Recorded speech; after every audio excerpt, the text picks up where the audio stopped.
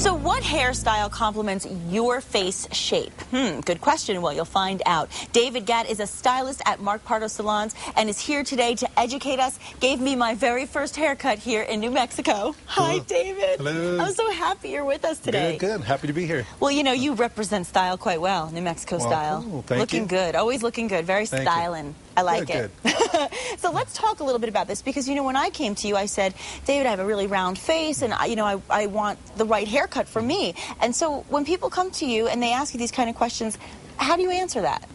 Well, there's a lot of basics when looking at a woman's face. If you see jawline and hairline, a lot of times you can tell exactly what's going on with the face and in turn think of what we can do to kind of complement that face. A lot of times people don't realize that they could really slim down a square face or a round face by simply leaving some length around the cheekbones. And that area. Yeah, and also a little added height over the top. A lot of times that'll actually help to elongate the form.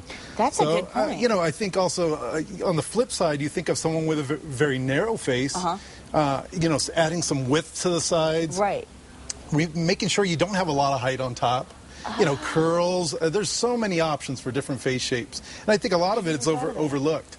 So I think what's really neat is as a person going into the salon, if you have a basic idea of what your face shape might be, then what's good about it, you go and you're equipped. Sure. You can get engaged and have a good consultation knowing that you might end up with a better outcome. Sure, and you don't end up with that unrealistic idea, because I know a lot of times I'll say, oh, I want this look, and I'll bring in a photo, and then my stylist would say, that's not right for your face. So it's good to have that idea ahead, and we're going to actually show you guys exactly what it's like to go get a haircut with the master himself. Let's take a look. Hello, my name is David Gatt. This is my model, Sarah. What we're going to do is assess her face shape today and give some tips on where we should go cut-wise that'll best suit her. As you can see with Sarah, she's fairly square in her face.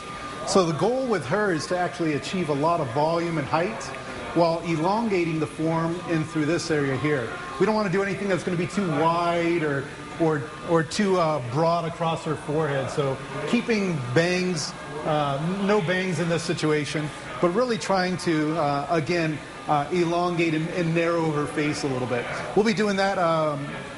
We'll be doing a dry haircut on her. Part of the reason why I want to go in and cut it dry is I can actually see where the layers fall. I can see how it develops the shape. And it's like instant gratification. We can get in there and see if the cut marks are smooth and blended, or if we need to go a little deeper in there and to actually kind of create more movement. It's going to start right here in the back and come through and just do a series of cuts that come through the hair, kind of getting some of the weightiness out of this midsection, and so that it pushes the hair up towards the top a little bit. I'm going to grab a section like so, come beyond her cheekbone, and just give it a nice little subtle amount off there, all very elongated and blended so it doesn't cut her face shape in half or anything along that line. And you can see how the shape's changing a little bit. It was really, the emphasis was towards the bottom. Now it's starting to allow some of this weight it's actually allowing some of the volume to kind of kick in a little bit on the top. Also, you might notice that there's not a lot of marks like a regular layered haircut. So that's one of the other benefits of doing it dry. I want to make sure that I'm not coming in and creating too deep of a line, so really shallow. And you can see some of the hair that I'm cutting off. Keeps a nice blended long line here. And again, we're not cutting any length or any significant amount of hair off the length. It's more about what's going on the inside. We're taking a fair amount off from the interior of the haircut just to make it look like it has a lot more movement and more lift. The length itself, though, will go through it and nip at the ends, but that's about it. I'm going to come on, into the interior here and actually take portions out of the hair in this manner. That shorter hair underneath is going to push that longer hair up, and it'll help support any kind of back combing she wants to do or any kind of extra volume she might try to create up there. So I'll give you a little sample of what that looks like. Now we'll be able to see just simply by lifting this hair, it should actually support it a little bit more because we did some of that work inside. See, we can get that without even back combing or anything. You're getting a little bit of a bump back here. So anything that's going to support that is really, really good and really great for Sarah's face too. Helps you to kind of get a taller type of feel. As you can tell by the pile of hair on the floor, we cut a lot of hair off. Overall, her length doesn't really look a whole lot different, but her hair has a lot more life to it, a lot more volume, a lot more texture and movement. And so what I'm going to do just to finish this hairstyle off is come through, give it just a really slight amount of back combing here, just to support some of the height that we're trying to create in it. As you can see, I'm doing it very soft, very subtle, a little bit of spray.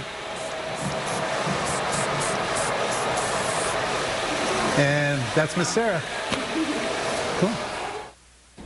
Wow, that's fun to watch. Yeah. She looks good. Yeah, she was a good example of a square face shape, still maintaining a longer look, yes, but just getting a little bit of lift. And realistically, that length, we took maybe a ½ inch off of her length. Right, and yet it looked so much healthier, and it looked so much more stylish. Yeah.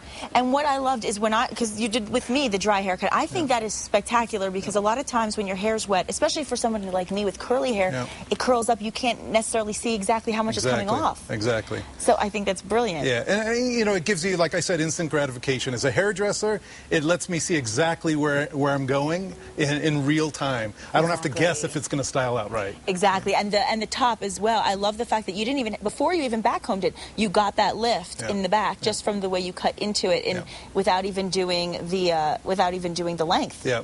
That's amazing. Yeah, those short hairs on the inside, if you think about it, short hairs, they want to pop up.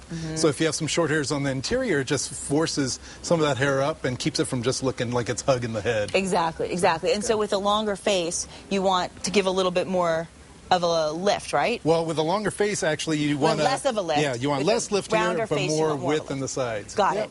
Okay, so I guess my round face needs more of a lift. Lift is good for you. I like it, and we'll be back with more with David after the break. I love that.